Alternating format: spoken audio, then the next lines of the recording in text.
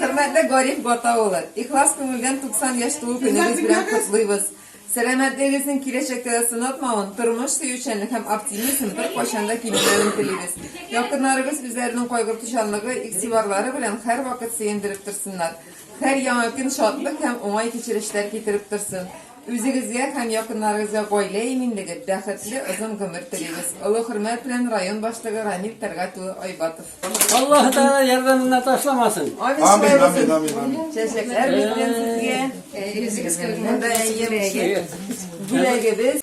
Yani işte kalkımızda şikayet ettiğinizde, işte sorunlarla şehdinizde, ondan sonra da meçitimizde imam vazifasını başkarıp halkımızı doğru yolga bastırıcı da siz. Amin. Senlik sağlık dilep kalabız, değil mi? Meçitlerden sonra nasip olsun, değil mi? Bu sefer bizden bilek. Sizin yine beyramdaki bugün bütün bu ailenin beyrami, balalar beyrami.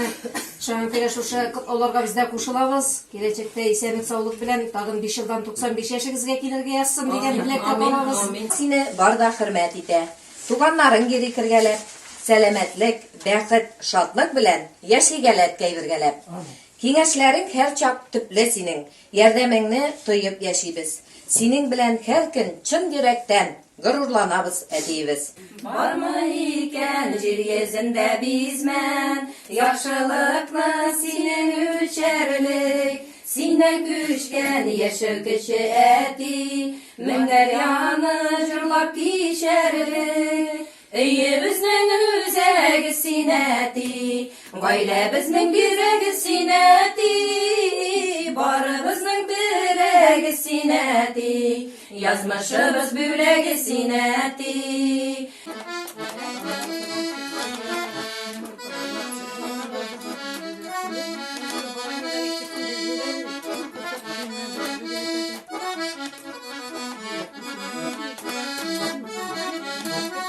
Bizning etimiz endi ömür boyu ishladi. Onlar bekinde yani bilen işten qaytib kirmilari. Bizni balalarni endi ko'proq abi tarbiyaladi. Etilertege ılıgayga çıkına. Bizge ömür boyuna menga yordam etip keldiler. Mana men bir yaşlı kaldım erimden 30 yaştan. Meni alар taşlamadılar, balalarımla qaraştılar. Şayan tilli endi bizning eti.